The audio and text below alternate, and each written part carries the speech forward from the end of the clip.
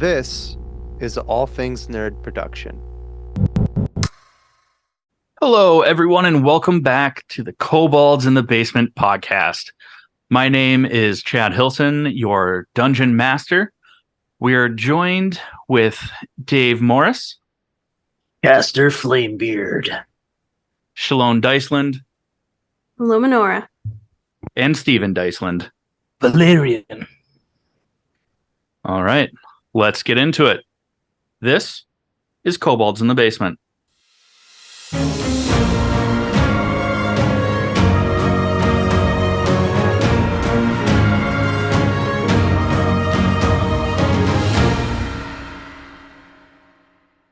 All right, before we get started, let's do a quick recap of what happened last time.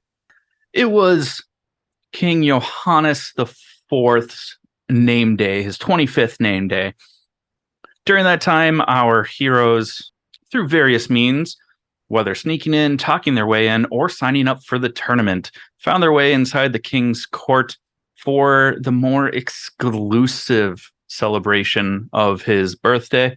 We saw Luminora go through a tournament where she came out victorious over Sir Russell the Jackalware. Also during that time, we saw Valerian sneak his way through the crowds, gathering some information, hearing whispers of violence and darkness rising in the lands. A name stuck out that he did not recognize, Sozeb. And then, in true Cass Flamebeard fashion, he snuck into the dining hall and helped around, got some free ale and free food, helped the staff there. At the end of the tournament, before the king could give out his boons to the victors of the tournament, darkness rolled through the sky. The king was lifted off the ground, and a mysterious voice in everyone's heads was talking about how this king was unfit, and the real rulers were there to save them all. The king was then assassinated through snapping bones, a snapped neck, and thrown over the walls of the king, as some of the heavier protesting civilians dropped dead as well, only to be reanimated as undead. And alongside some cult followers, they started to wreak havoc on our heroes. During that time, we got to see how truly brutal Caster Flamebeard is, both with his warhammer and his trusty steed Gilly, as just stomped the living shit out of several undead and cult members.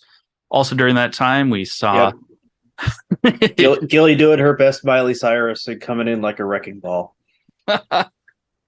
Don't you ever say. Also during that time, Valerian and Luminora were fighting in the courtyard as so many people fled, taking on multiple undead and cultists, only for Luminora to be struck down. Luckily, Caster came busting in on Gilly after wiping out his enemies to bring her back to her feet, where they finally vanquished those enemies in the courtyard. Before they got a chance to run off and heal or flee or just get away, they were surrounded by the King's Guard, which told them to lay down their arms and arrested them for the havoc that happened. And that's where we are beginning this week. So, everyone, you are now all in jail. You were arrested basically only because you were the only ones left standing after that brutal fight. So if everyone could drag themselves onto the map here into your own individual cells. Those are some giant beds. Yeah, that did not scale well, did it? But yeah, go ahead and pick a room. You guys are not going to be sequestered in the same room together. Basically, you can assume that Gilly is just tied up in the stables at that point in time. And that's where we are. So, during this time, It's been about a week that you've been held here, so everyone's back up to full health. You got your long rest. You're just all up and in here. You have some time to talk amongst yourselves, introduce yourselves, talk about that weird interaction with the mysterious voice, the cultists, the undead, and all of that stuff. So are you guys talking to each other? Are you sitting in solitude? So, what you in for? I'm sorry. That was some weird shit. I never wanted to hear that thing's voice again. Truth be told, I didn't know what to make of it. It's been a long time since I've heard that. Well, actually, would I have heard him towards the end of my recent adventures, or would that have been back pre-adventures, so to speak? Give me, let's call that a perception check. It's only a 9. Only a 9. You recognize the voice, from your later years. Okay, But you don't know its face. Okay. I was just more thinking of if it was from my more recent encounters or much older encounters. So it's from the more recent ones. Yes. So it actually hasn't been that long since I've possibly heard it then. Yeah, just within the past year, maybe 2. Yeah. Well, I have a general idea of what we're dealing with. Didn't think they'd actually come this far. It's quite the haul for them. Do you mean to tell me you've heard this creature before? Yeah, I've stared him down. Put my hammer into his shoulder too. That sounds dreadfully exciting, but altogether terrifying. Well, yeah, these assholes are absolutely horrible monsters. From the Murholds, we call them, and you probably know them as part of the Dalkir, dark monsters who, are servants of stronger masters who, in the case of my family, know them living underneath the Moorholds, and part of the reason the Moorholds don't always get involved is they're too busy making sure nothing escapes from underneath the moor to get out into the open. This guy and his pals, well, they're a especially terrifying group. They like to eat your brains, and I don't mean figuratively. They will literally eat your brains, and I kind of turn around and show them the X-shaped scar on the back of my head, where it looks like, it's not like little lines, it looks like almost like 4 beaks tried to carve into his head. Great Scott, sir. These things are powerful, they're terrifying, and if they've gotten their ship here, that's really bad news, because I got back here recently to this place, and, well, I was hoping they wouldn't be able to follow me. Are you saying you led them here, sir? Did I say it again? Are you telling me that you led them here, sir? I don't think that they could have followed me the way I traveled. Plane shift is usually pretty hard to figure out. I would suspect they've been trying to get here for quite a while. Would I be right to suspect that these are bars and not walls? Yeah, they're like prison doors, cages. Okay, Luminora goes right to the edge of this, right over here, almost like trying to get a better look at this guy across from her. Oh yeah, Chaz just stands up and just walks over. Like I said, for a dwarf, he's tall, but he's leaner looking. If I had my guesses, these guys aren't originally from Eberron.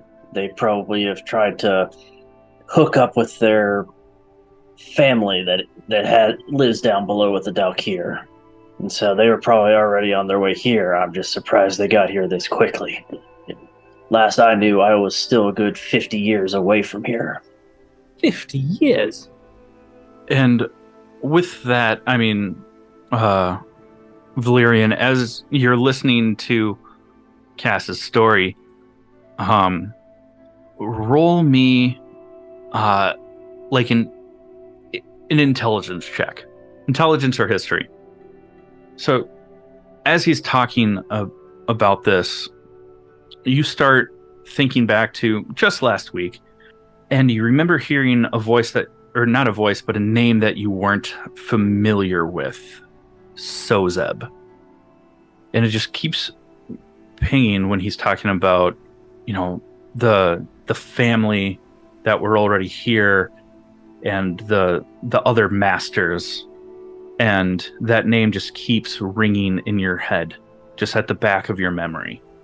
So, I wonder if anything has to do with a certain Sozeb character. I can't. Either of you heard of him? I can't say that I've ever heard that name. I don't typically try to get their names when I would come across these bastards. I'd much rather smash their face and use part of what's left of it for calamari than try to negotiate or talk names with these guys because they can't be reasoned with. How brutish. Well, Though it does sound effective.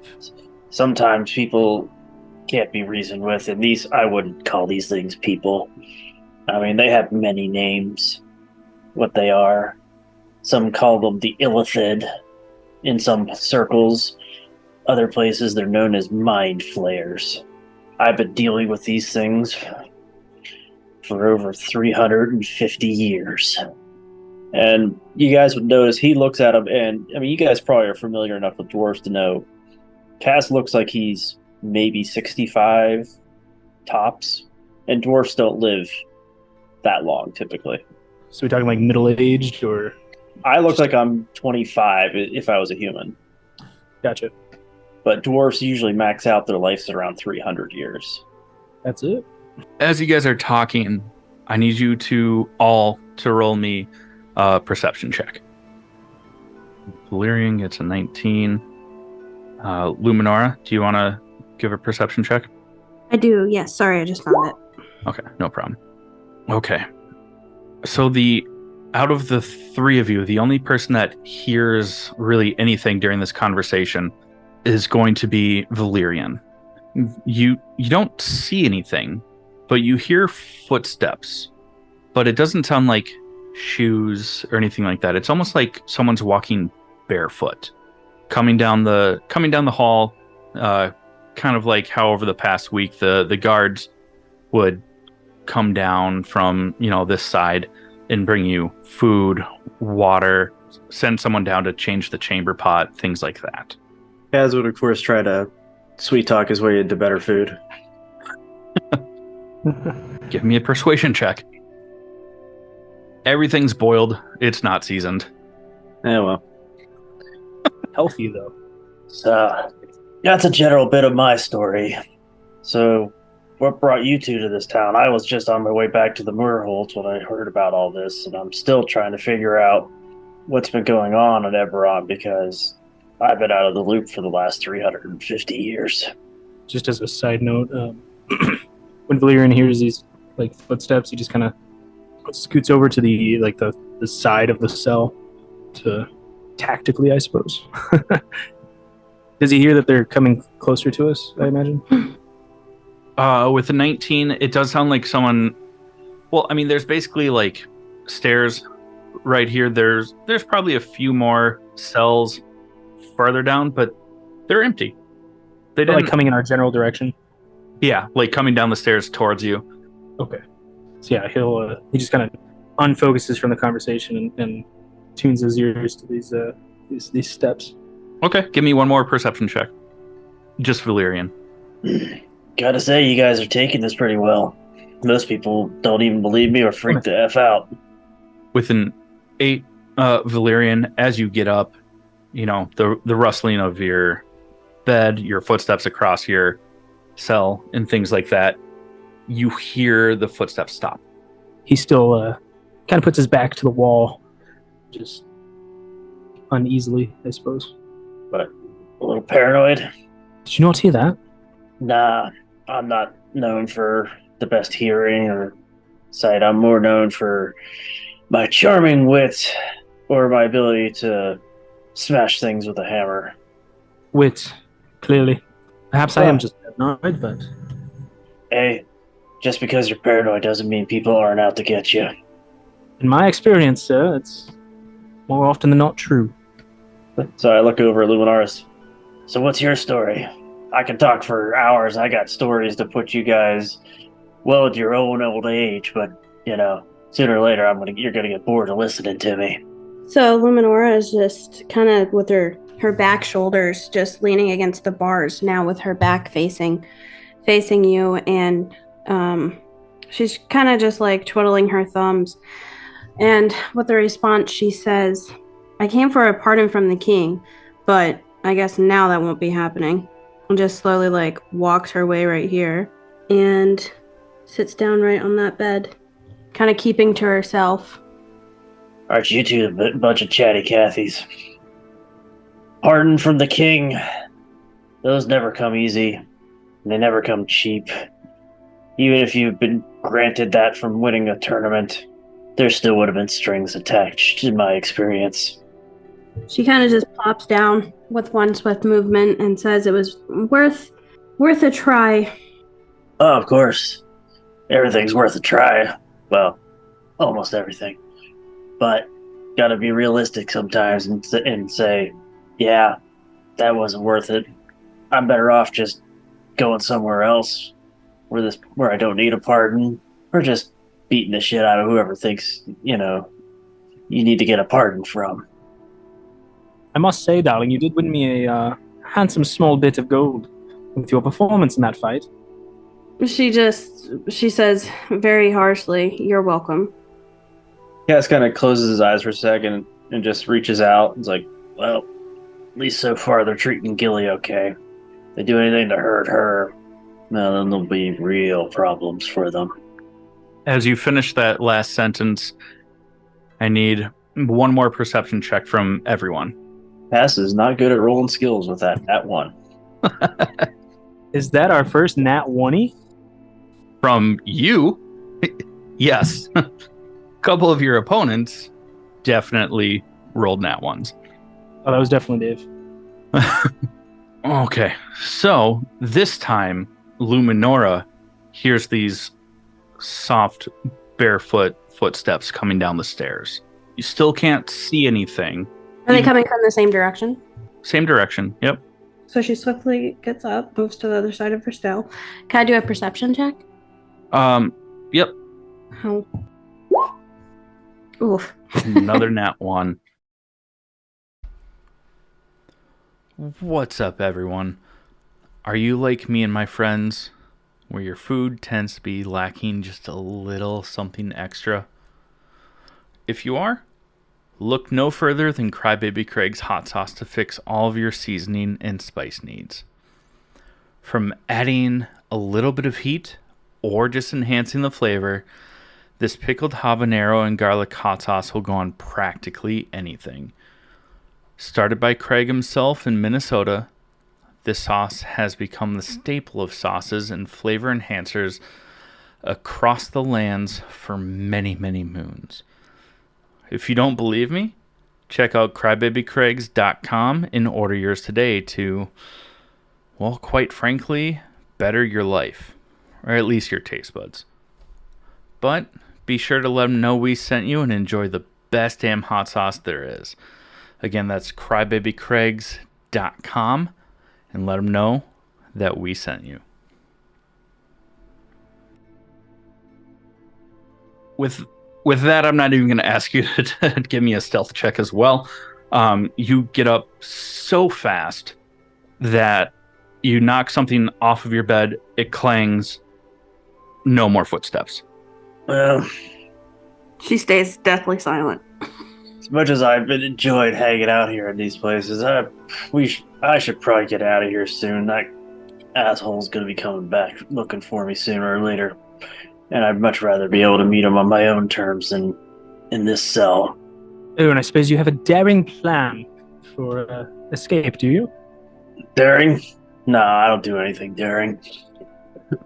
As you say that, a crumpled piece of paper gets thrown at your feet from the shadows of the stairs. That mine? At Cass's. Reach down, pick it up, look at it. This would be a good time to ask. Is Cass literate? Yes. Okay. So as you read it, it says, don't try to escape. They don't think you really had anything to do with the king's death. They are just showing strength to calm the people down. They will let you free soon from someone you can trust. Really wish I could order takeout with this too, because I'm getting tired of the bread and boiled meat. That's the only reason I came to this whole place. I just wanted some good food. 350 years of ship food is no way to live. As you say that, a guard comes down to basically bring you your food. Any chance I can get some salt this time? Roll me a persuasion check or a charisma check. I'm rolling like shit this week. Because that is only a 5, which becomes a 10. He rolls his eyes, reaches into his pocket, puts the salt on the platter, and says, if I give you this, will you stop complaining? Do you really want to know the answer to that? He starts to pick up the salt as like he's going to put it back in his pocket. You're just going to stay stoic. It's your call, man. You can either be my friend, or you can be somebody who I may have to deal with later. He pauses for a second. Give me an intimidation check with advantage. That's a nat 20. He remembers how the guards talked about how you fucking just decimated enemies out there. Puts the salt back on the tray and slides it under the bars and says, well, it's up to you if you want to share that. I'm not bringing more. And then leaves. Fair enough. So about another 2 or 3 days pass of this. You guys, get a chance to talk some more or just keep to yourselves. Completely up to you. Cass keeps trying to get these two to say something, but, because he's just, it's like, again, you guys seem to take this really well. I mean, I mentioned 350 years, and you guys are like, whatever. So you believe me and have heard of people like me, or you think I'm full of shit? I don't know. But sooner or later, that'll come in handy. One of these days, I might just have to. Probably should. I haven't reached out to him in a while.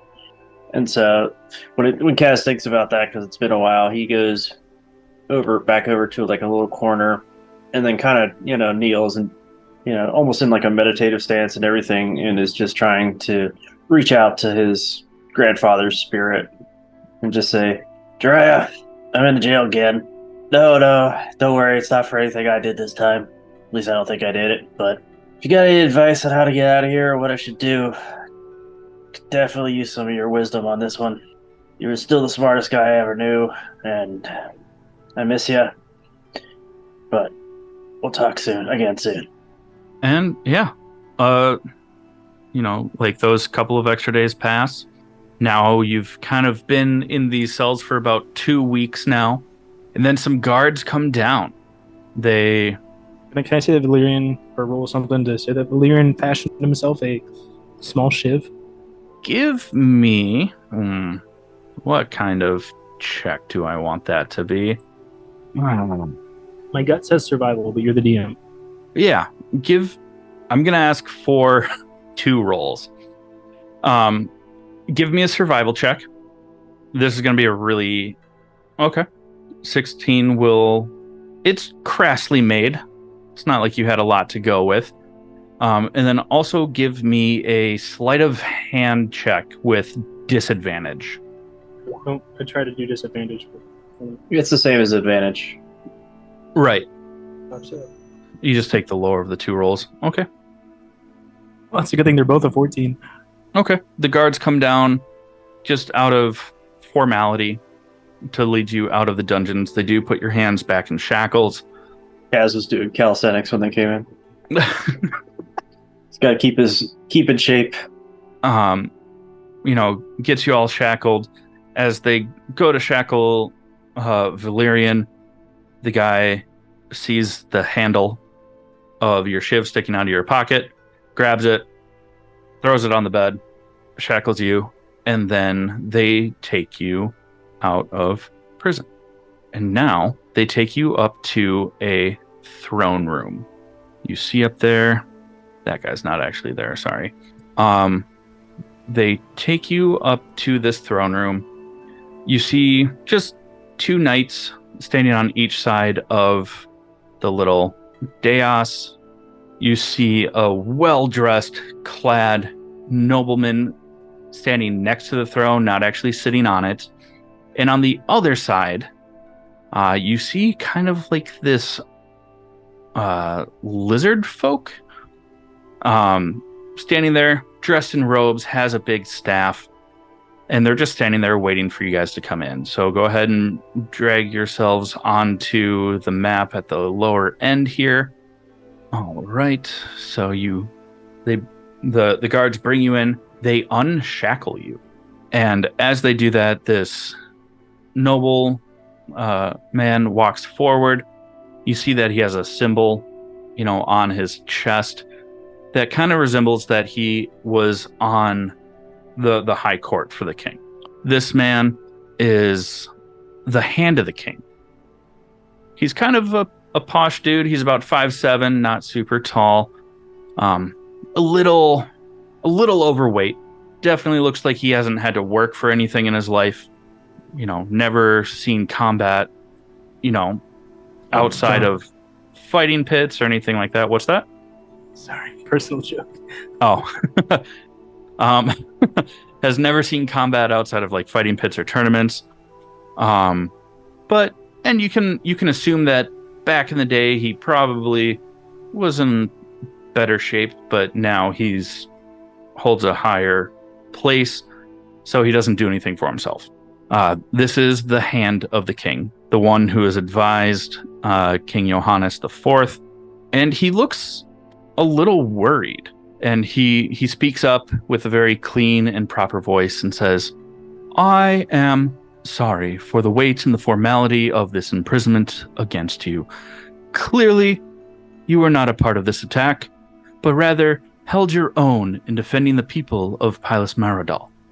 From across the lands, it seems." And then he looks directly at Cass and says, "So let me introduce myself. I am the hand of the late King Johannes IV, his uncle, and now acting ruler of the realm. My name is Jakobis of House Bruin." He waits for a second.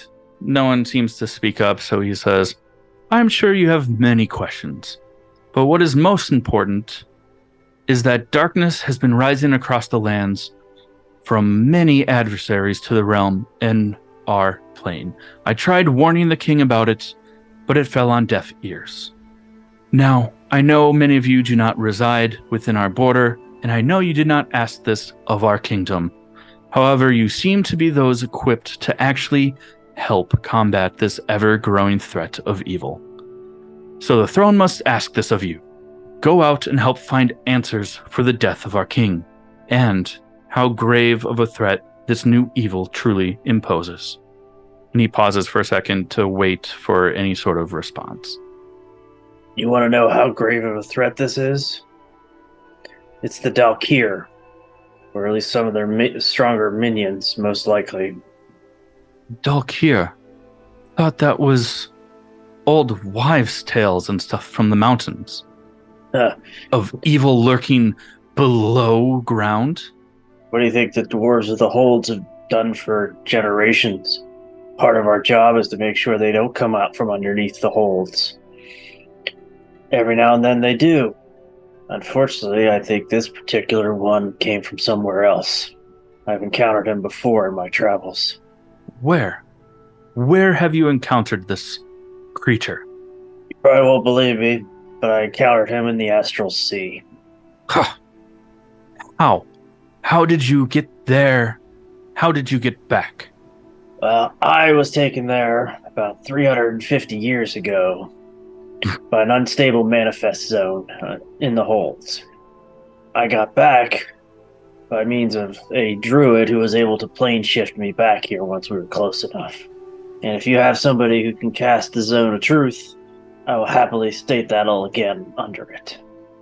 He pauses for a second and thinks about this. and just says, whether you are telling the truth or not is not really of consequence here, because of how grave this threat has already presented itself. The city is in chaos. The outlying lands fall deeper and deeper into this darkness based on our intelligence. We need people to help restore order and peace. Isn't that what your army's for and your guards? That task seems monumental for just the three of us. Well, You would agree. honestly, you're not Royal Guard nor Navy, but you seem to have skills.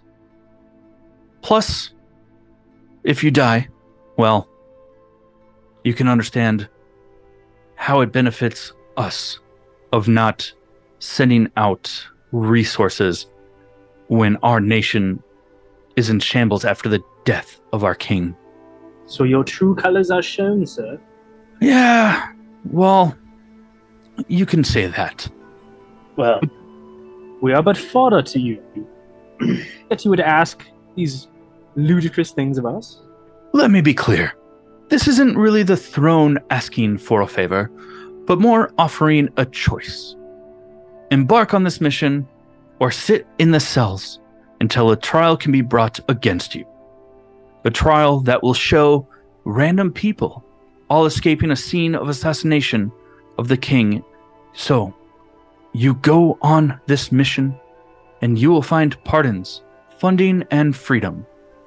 Or await justice for the murder of the king, since you were the only ones left alive, and clearly being of great strength and ability.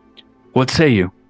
Before you get a chance to answer, you see that same dark fog start to roll across the floor from the king's name day just a few weeks ago. I wanted to do an inside check to see if this guy would actually keep his word. Go for it. So that is a 15. With a 15, you can definitely see that he's clearly an asshole. But by having witnesses here, knights that are sworn to their honor of the throne, not to the ruler, and seeing this amphibious warlock as well, that there's at least the accountability that he is not lying about this opportunity to offer you pardons and funding and anything else like that.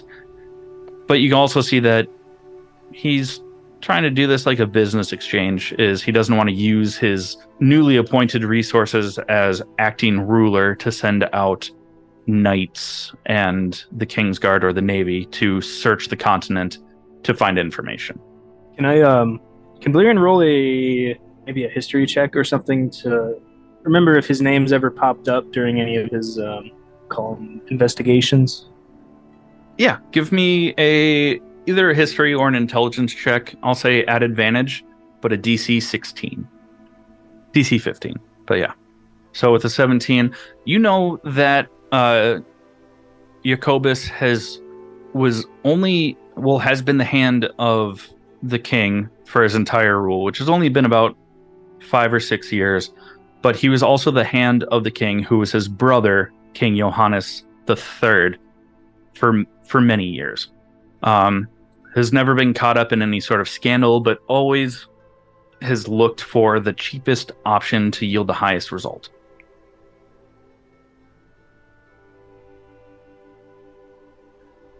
And then, like I said, that fog starts to roll in, just covering the floor. It's not more than knee height. It doesn't impede any sort of movement or anything like that.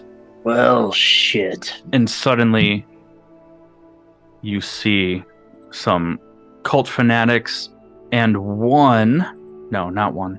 two other cultists appear. And I need everyone to roll for initiative.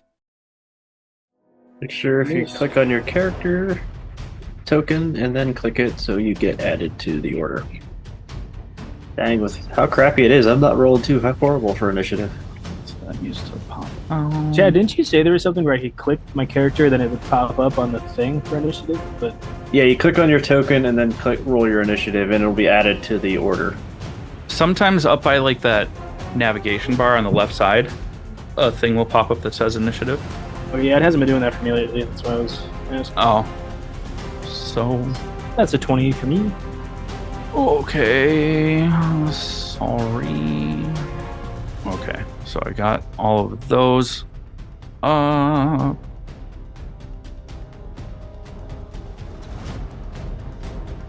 so we've got that. Okay, so cult fanatic. Gonna do that. That guy. We're gonna do that. Do we have our weapons and such? Sure. Yes, as they unshackled you, they returned your weapons to you. So like all of our everything, all of our belongings. Yep, and you've had long rests, so you know, like, you have all of your spell slots and everything like that. That was going to be my question too. About the weapons. Oh. Okay. So the first person to act is this warlock. What he is going to do is he is just going to walk. I didn't get added. You did not get added. What did you have again? I added 20. Okay. An unnatural 20. Dirty 20. Okay. Everyone else is on there though. Okay, cool. Okay. So,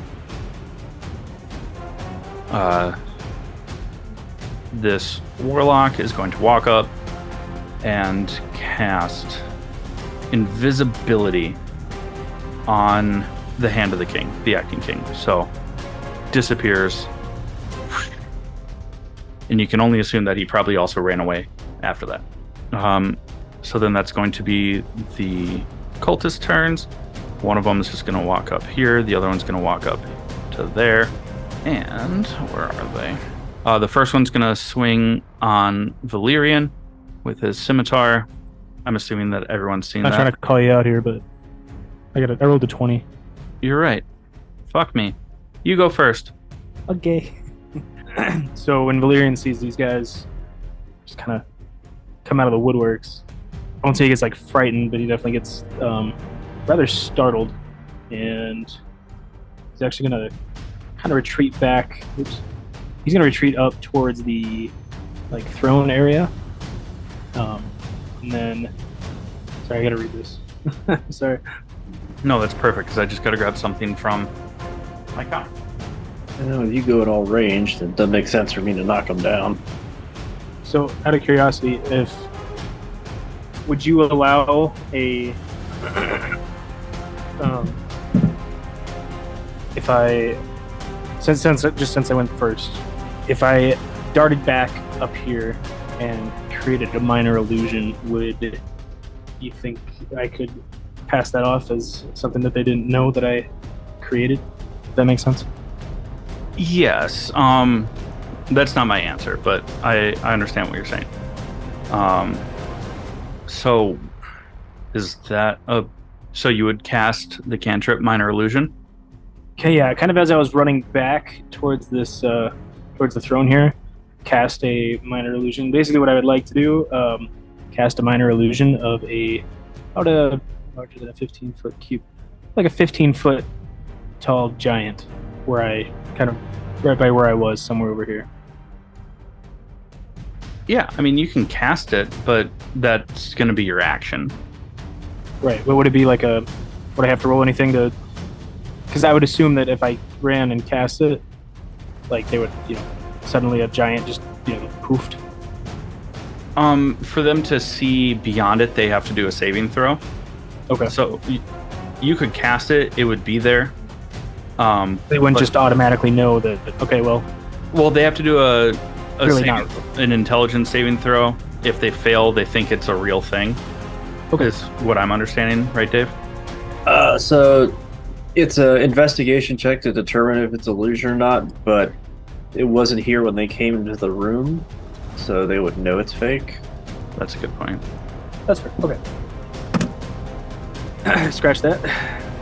So I'm gonna retreat back up to here, and then on probably problem I have with some of these spells and stuff is that it says like within range, but I don't know if that is that my movement range or is that spell casting range?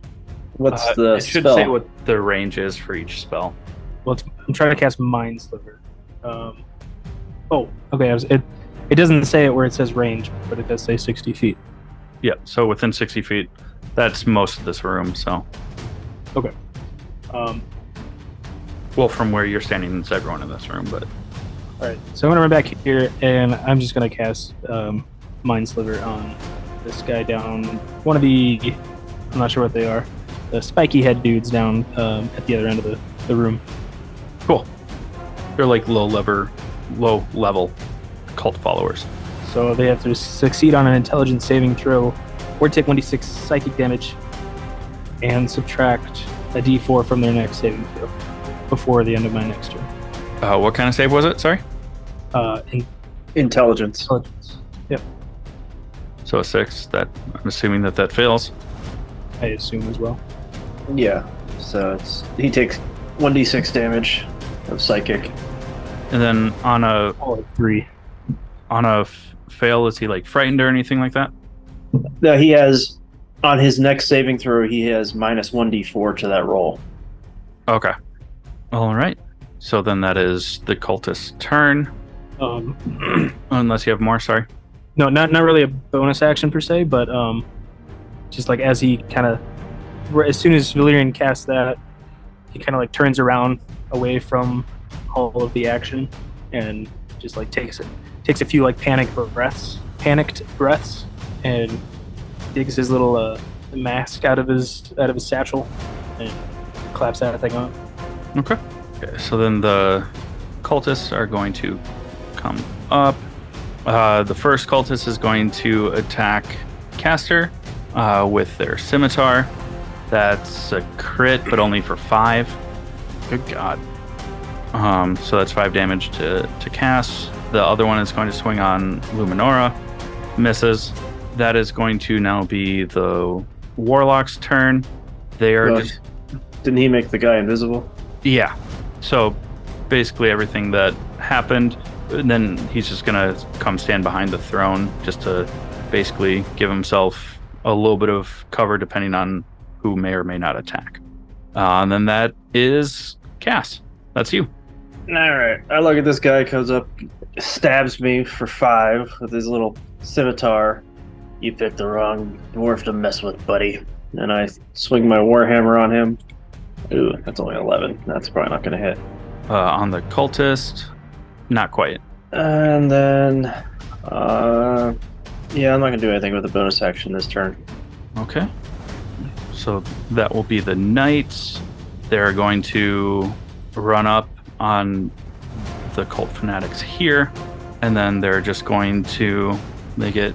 Actually, one is going to stay back, but the one that charges is going to swing his greatsword twice, misses, hits for 14, and then the other one is going to use his crossbow at the other cult fanatic there.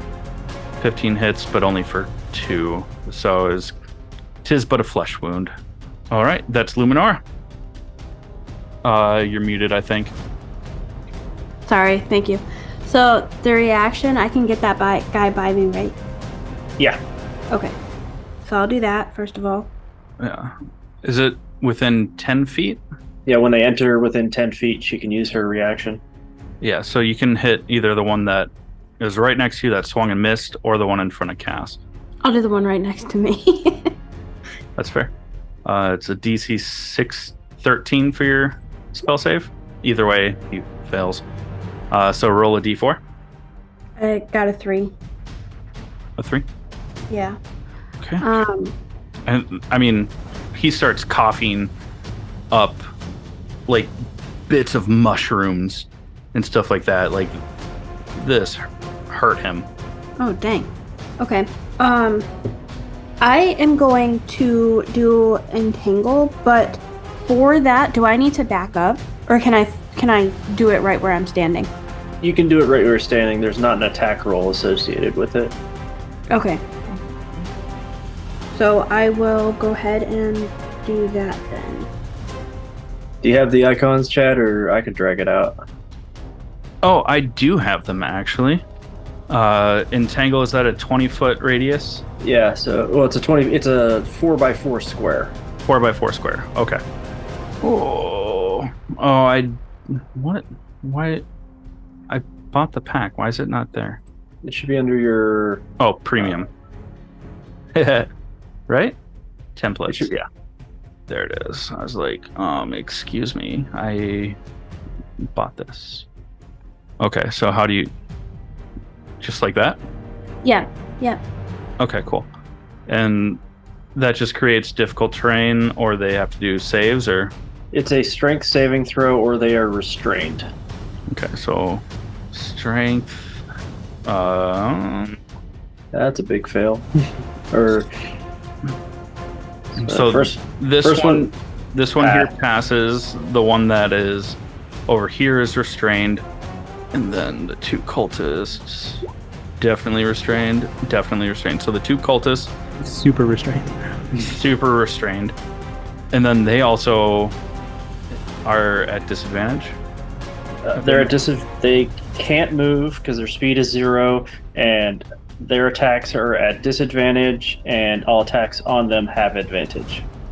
Okay. I like that. So yeah, just the one back here is the only one that is not restrained, but the other 3 are. Yeah, and going forward, it is a strength check. So if they had any bonuses to their saving throws, they don't get it going forward. But they probably don't. None of them for strength. No. Yep. So if you wanted to back up Schaloan, they'd be at disadvantage to hit you walking away now. Okay, can I move the full 30 feet? Uh-huh. Mhm. Just wondering. Okay. I will move to right there. Okay. 9 misses. Okay, so now that is the cult fanatics. We will start with this guy is going to run up on the knight because they're more concerned about the leadership and stuff like that. Not as concerned with you, and no one's hit him yet. It's going to swing. So that's 8, 11 to that first knight. They're pretty hefty. Still, you've rolled a lot of crits. I'm cheating. That's how. Yeah. The other one that was We all know this. is gonna swing on the other knight. Misses. This one. Oh, sorry. How did that guy get included? Yeah, so click on the. I was gonna say the other way is what I do is you Put it on the map. you right click and move it to the map layer. Smart. That's so much better. This one's gonna run up and swing on Cass, and you haven't done Shield of Faith yet.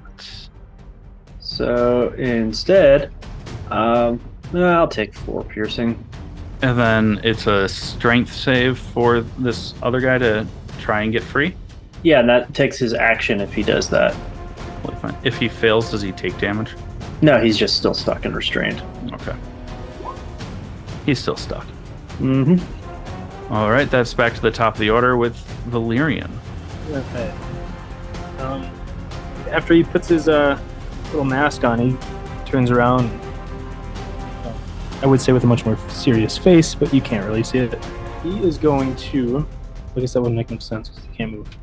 Since he has advantage, he's going to run up and hit one of these cultists that's attacking the guard, just since he's the closest one to him. With his rapier.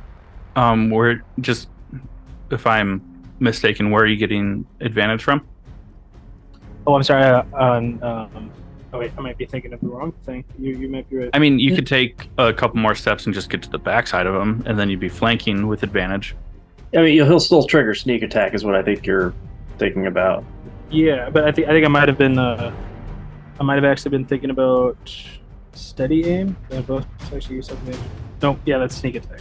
Yeah, sneak Yeah, attack because is when he's engaged by another friendly. Yeah.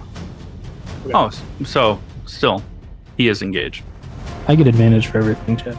That's fair. So yeah, I'm gonna run up and with advantage.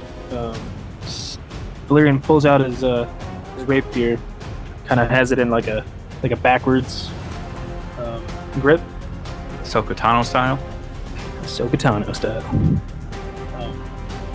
Opatano. I was gonna say Opa is Sokotano style. And he tries to take a slash at him Okay. if I can. 17 hits for 4. So 4 plus a 5, 9. so that's a total of 9. And then he's going to use his cunning action to disengage with him. Let's see, that was 5. He's going to kind of run over right into the middle of the room. Okay. So then that's the cultist. The first one that's right next to Cass is just going to swing at disadvantage. Misses. The other one is going to try and get unrestrained and misses and is still stuck. That comes back to the warlock, who is just trying to keep some distance and is just going to shoot an eldritch blast at that cult fanatic that is within sight. Misses, and it's just going to stay there. So then that's back to you, Cass. I look at this cultist who's now all tangled up in vines and just put a big smile on my face and go, "Yeah, it's really not your day, is it?" And then I'm going to swing my warhammer on him. That is a 24 to hit with advantage. The 13 would have hit too. Well, because he's right next to the other guy, I'm going to put a little rocket fuel behind this hammer and add a divine smite onto it. Good fucking god. So that's only 10 total. That was a really shitty roll on damage. Oh, Like- well, that's That was That's a one. fine. It was a 1 on my weapon damage die, and then my smites rolled 2, like a pair of 2s. So well. The cleaving damage didn't do a whole lot, but you swing the hammer through. Doesn't. I mean, it's a person with a spiky helmet. So basically, what happens is you collide with the side of its head, crushes it in, and the spike of his helm goes into the shoulder of the cult fanatic for 1 point of damage. if I could have rolled like anything reasonable, that would have probably done a lot more. All right. Anything else for Cass? Yeah, I will bonus action Shield of Faith myself this time. Okay. So that adds +2. Mm-hmm. Okay, sweet. So that now it is the knight's turn. The first one is going to swing just his great sword twice. Second one hits for 11. Just clings, gets parried, and then follows it up with an upward stroke for pretty decent damage. That dude's looking pretty hurt. The other knight is going to swing his great sword. 15 hits for 21 and just fucks this dude up. They are on death's door. Their arm is hanging on. Basically just the tendon wasn't cut, but other than that, one arm is just hanging off of this cult fanatic and just looks like he's on the verge of shitting his pants. All right, and that's back to Luminora. These like railings here in the middle of the map, I can like hop over that, right? Yeah, the shadow says that they're railings, but more or less, I just think the way that I anticipate this is that it's like just decorative tiling. Okay, So you so can I can ignore definitely cross over it. Yeah, you can ignore them as railings. I didn't realize that they were railings until you said railings, and then I saw the shadow. So, Okay, I think I am going to. Should I get this right here? Go for this guy okay. with chill touch here. Okay. Hopefully that went through. Definitely hits. Roll for damage. That's 5. Okay, fantastic. And then anything else you want to do? I don't know. Other than healing touch, I don't know what else you have for bonus actions. Or if you want to use the rest of your movement to go someplace else, you can. I'll or stay you, put. or you could go symbiotic entity. No, she cast this cantrip, so she can't, because that's an action. Oh, it's an yeah. action? I thought it was a bonus action. My bad. Okay, so then that goes down to the cult fanatics. This first one that is still entangled, the one fighting the knight that is just looking pretty fucked up but not actually dead, is going to throw daggers, misses both times. The other one that's on death's door is going to do the same, misses with both. The one next to Cass is going to just keep throwing daggers, I guess. 22 hits for 5 piercing and misses, so you take 5. Just foot, and one clangs off the armor and the other one just hits that gap. Definitely keep up your shield of faith. That is back to the top with Valerian. Valerian is going to. Where is it? Was it this guy? Might have misread it. Did you say that this guy here is looking pretty rough? No, it's this one. This guy is looking pretty hurt. This guy is on death's door. This guy has been hit, but he's not too messed up. This guy's a little fucked up. And this guy still has full health, but he's just kind of like trapped in a corner. Like the vines wrapped up around his legs and attached themselves to the pillar that he's up against. I love that. All right. So in true Valerian fashion, he's going to rush up, avoiding the entangling snare of these vines. And again, he's going to hit with his rapier, hopefully as he rushes by, with a 14. 14 hits. So roll for damage. That's an 11 damage plus 9, so 20 damage. He's looking really messed up. He is not having a good time. He's then going to go almost right back to where he was, right kind of behind Caster. All right. So now it's the remaining cultist's turn, trying to break out. 14 finally does, but that's his action. But he still gets his movement, or is this at the end of his turn? He still gets his movement, but it costs him 10 feet of movement to get out of it because it's difficult terrain. Okay. He's not too smart. He's going to come up here, so he has his pick of enemies, but is not a very intelligent guy. So then that goes to the warlock, who's just going to Eldritch Blast, again, keeping some distance to the one that's on death's door. It definitely hits. You just see this cult fanatic just basically pink mist, just into blood and guts everywhere, and drops. Then that is Cass. Well, to quote a great artist, it's hammer time. And that That's is as far a as we can- critical hit. That is a natural Jesus. 20. Fuck.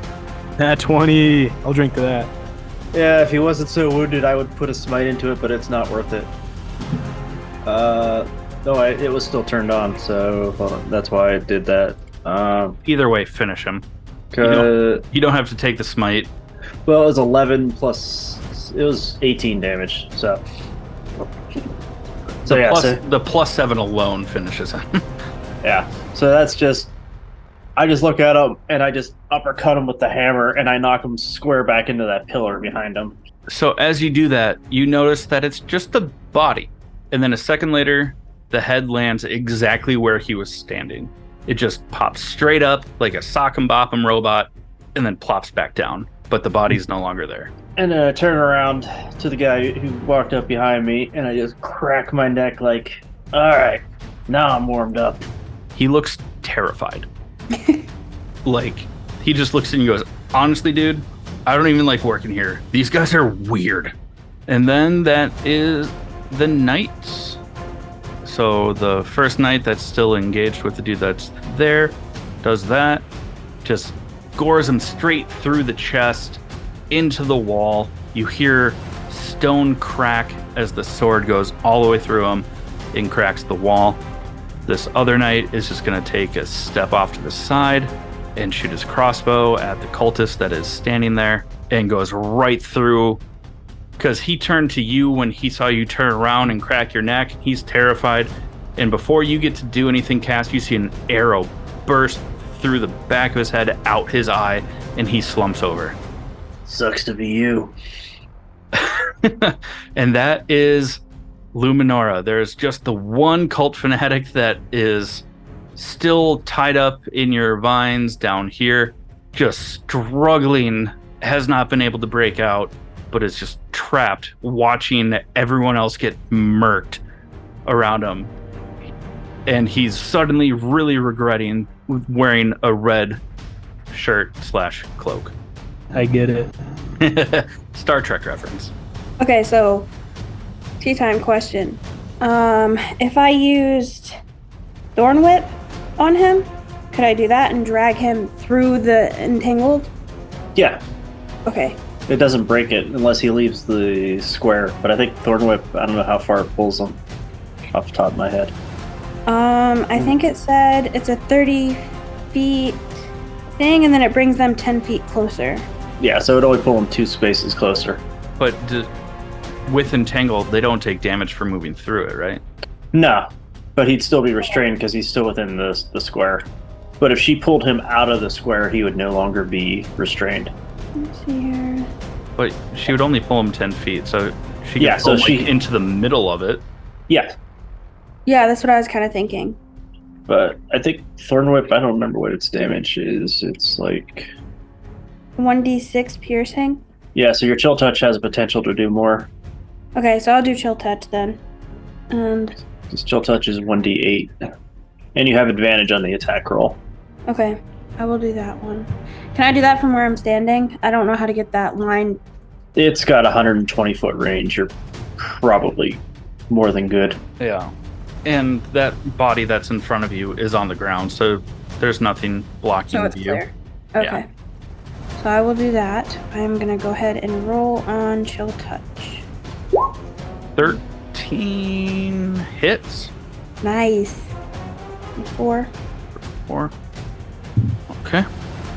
Okay, so then that is that cult fanatic's turn. They're going to try and break out. They're still stuck. So that is back up to Valerian. Yeah, it's going to. Fish in a barrel. Just one of the knights you hear yells, "Hell yes, brother!" All right, he's going to. Valerian eyes in his next and final target. Says, "You're mine now." So that is avoiding the entangle, of course. He quickly and deftly runs up, swipes him, rapier, for a 23 to hit. 23 hits. Since I have advantage, it does Yep. 4 damage, plus the 2d6 for an extra 6, so 10 damage. And then, I guess I should ask Dave, do I need to roll Booming Blade, or is that just, it goes with the hit? It automatically goes with it, but it would only trigger if he moved, which he can't. Right. Well, I guess he's probably not going to get another turn anyway. So yeah, I'm going to then just kind of back up 10 feet there. Alright, so you used pretty much all your movement to get up there. Because you only have, 30 feet of movement? 30, yeah, 30, my bad. Yeah, so you could do a cutting action dash, but he'll just get an attack on you at disadvantage. I'll just do the 5 feet that I have left. Okay. He still gets an attack on you. Yeah. Oh. Oh, well, no, you could use your disengage if you're using your last 5 feet, so. Yeah. So then it's the Warlock's turn. I think that at this point in time, from where the Warlock is, and they're just kind of in protection mode and keeping distance, that they're just going to hold. They're going to just step to this side and just hold a reaction in case that cult fanatic breaks out. So then that is Cass. Well, unfortunately, I can't get up to him because that's difficult terrain, so it would slow me down. I mean, if it with 15 feet of movement, but I think, yeah, it's 15 feet. I would need 30 feet of movement, which I don't have as a dwarf. I can only move. legs. I can only move 25 feet. So, Short, stubby legs. so I'll just stow my hammer, and then I will pull out a javelin and throw it at him. Here, I thought you were just gonna wait. No. I'll just throw a javelin at him with advantage. Man of action. That is a It 16 to hits. hit. It does. Yeah, that's 5. I don't think dueling style actually works on ranged attacks. That's an interesting question. Fighting style dueling. Yeah, melee weapon. So it's only 5. Okay. Looking hurt. So then that's the 2 knights' turn. First one's just gonna step up for a more clean shot. They have advantage with their crossbow for 6. The other one shoots and misses. Now this... I don't know why that's not working. There it goes. The cult fanatic is looking fucked up. You know, cuts and slashes across their body, an arrow sticking out of a shoulder. They're just not doing great at all. And that's Luminora. I'm gonna chill touch him. Here. Roll for damage. Definitely hits. Sweet. 6. Dude's on death's door, looking, just regretting every life choice that led him here. Crying a little bit, blood starting to run out of his nose, out of the corner of his mouth, as just he's just getting beat up on and can't move. He just has to take it. But that is the cult fanatic's turn. Is going to try and get out with a nat 20. He does. Just going to take a step to the side and is going to Do nothing. Oh yeah, it's a fucking action. You're right. Dude is trying So fucked. so hard Him. to just stay alive, and it's not going good. That is now Valerian's turn. Did you just hold out your rapier? And did he fall on it? Actually, I'm sorry. The warlock was holding its attack in case it freed itself. It's just gonna Eldritch Blast it, but it misses. But he misses. So Valerian watches this guy struggle, bloody, managed to get it out of there, and lets out like a little laugh behind his mask, just like I don't want to say like an evil laugh, but it's definitely not like a friendly laugh. And he's gonna cast Mind Sliver on it. Right, and what does that do? It's a DC 12 intelligence save.